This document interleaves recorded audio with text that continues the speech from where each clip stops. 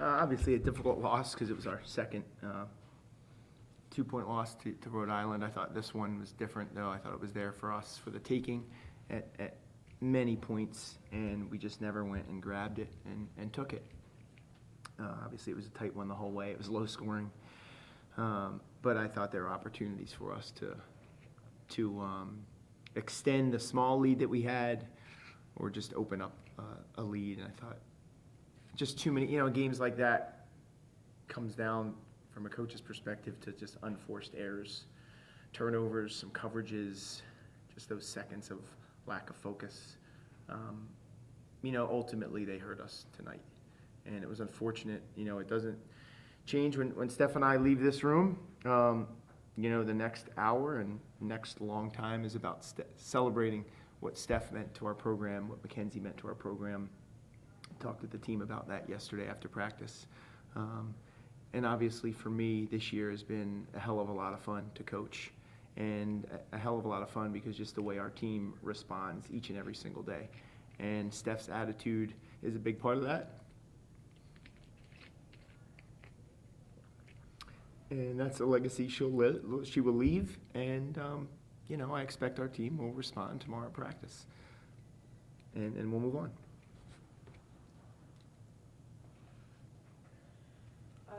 Coach, can you kind of talk about the play that you drew up right there at the end of the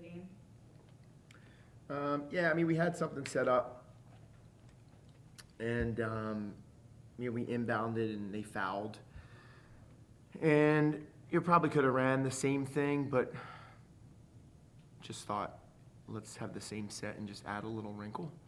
And there was an option for a drive and a kick or a post up, and ultimately we just never got to it. They did a good job defending us one-on-one all game, and I'm sure there was opportunities for the ball to move a little quicker than it did, and unfortunately it didn't. And in that possession, it didn't either. But there were a lot of possessions like that one in the game, probably for both teams, to be honest with you. Steph, you scored the first 4 points of the game and then didn't have any in the second or third, but you really started to assert yourself again in the fourth.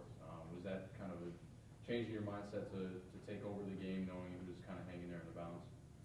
You can do a lot more than just score, and that's what I try and do the whole entire game. And if I'm not scoring, then it's okay. I have a whole team that can score for the team. So it's not really what's important. I think just effort and energy is important. So just making sure that I have that the whole entire game, whole 40 minutes. It doesn't matter if I score 0 points or however many. Coach, kind of going off that, Lily didn't take a shot, but she had 7 rebounds, took 2 charges, a couple offensive rebounds. I'll just talk about her energy and effort off the bench for you today.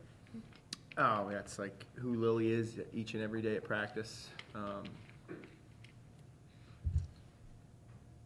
And that's what's great about her, that consistency. And she did her job really well today. I was really happy for her and proud of her for that reason. Those are the things I think you want to celebrate after games, and then in tough losses, you forget about that. But something I'm sure I'll mention to the team again on Monday. But Lily has heard that from me and the staff and her teammates a lot this year. Steph, when you look at how this season has progressed from last season, throughout your whole time here, coming into Savage 7, COVID, all that sort of stuff, what's the first thing that pops into your mind? I'm grateful for all of it. I wouldn't trade it for the world. Yeah. Pretty much it. Coach, final regular season home game in the A10. Obviously tough loss, but how much did you really take away from this and the whole season as a whole, with it being the final one in the A10? Like I said, it's been a really fun season to coach this group.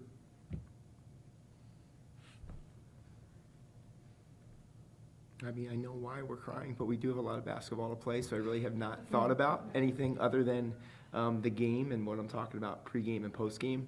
To me, we have a lot of season left, and a lot of things that we are doing well on the court and we need to keep doing well, and a lot of things that we need to work on. We're going to be in this position in a game like this in the next 2 weeks. And we got to understand what it takes to close it out. And I'm excited for that. And I really haven't thought about last regular season game or last home game, last game, none of that stuff. Yeah, I know that's ahead, and I know we just got to keep getting better because we're going to be in a position like this again, and I'm sure I'll reference it at a huddle in the third or fourth quarter, and we got to close it. And I hope we're in 2 or 3 more like this because that means we keep playing. What specifically do you hope you're able to take away from this game and continue to build on as you're getting ready for the last regular season game and then heading to the conference tournament? I mean, Rhode Island guarded us one-on-one, Davidson guarded us one-on-one, and we, over the past 2-3 weeks, we've talked about adding some ball movement in the offense and some body movement, to be honest with you, and the ball just sticks, and it was just too much of that. It was really stagnant, both sides. It was too stagnant, and we need to get better at that. We need to get better at some decision making. So there are things that we can watch, improve on, and again, when you're in tight games, and I expect us to be in a few more, like everything that we talk about, we want in terms of coverages, offense, defense matters. If we run 100 plays, all 100, because they're controllable. We run them all year. We draw them. All 100 should be run really well and exactly the way we talk about them. If we want to do something on defense, whether it's double in the post, fronting, ball screen coverages, that should happen every single time. You want to keep playing. You want to keep winning. That's the separator. It's more about that and less about the talent and people making or missing shots. Like you do all those things, shots go in. You typically get stops, and we just have to keep taking steps in the right direction. That's all. Coach, knowing that, like you say, there probably will be more close games like this, as you look back on how the final minute or so unfolded, was there any debate, and what was the debate in your mind with the coaches in terms of taking the time out with 14 seconds left, up 1, knowing that you will get the ball back? Is that something you discussed with your coaches, or is it more just, hey, I want to draw up a play to set us up for success right here with 14 seconds? I mean, I drew the one up, and again, they fouled, and I think I was like, okay, let's run the same set but something different. Maybe they've keyed on something we did in those 2-3 seconds before they fouled, so they're ready for it. So it was just like drawing a little counter up to that. Hindsight 2020, right? Looking back, I'm like, I just wish I let that one go, because we know we're going to get another possession.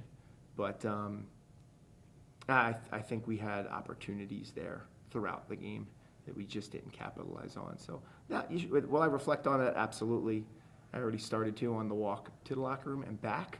But I also know we had a lot of opportunities and we were right there. So, Coach, you held Honey Carr, URI's leading scorer, just 3 points today. What was your defensive game plan there? I think we frustrated her. I thought we did a really great job in the second half there at their place, and we just continued with that. Made it difficult for her to catch on the block. I thought our zone was really active today. She didn't have many open looks on the perimeter, and then when she did catch it on the block, we doubled her. And again, I thought we were physical. I thought we did a nice job on her. Defensively, obviously, I was pleased with our effort. There were a couple possessions I'd like to have back, but I think the offense, and we just need to move a little more. That's where we need to improve. Steph, another double-double tonight. How does helping out on that rebounding board, especially as a guard, really help out Meg and Chi that are constantly trying to get those rebounds? Yeah, I mean, one of our goals that we talk about a lot is out-rebounding the other team. So I think as a guard, it just adds another threat to our team. On defense, if that's O boards or D boards. But like I said many times before, I just like to be versatile in my game. So if scoring's not working, then got to have something to fall back on, and that's rebounding for myself.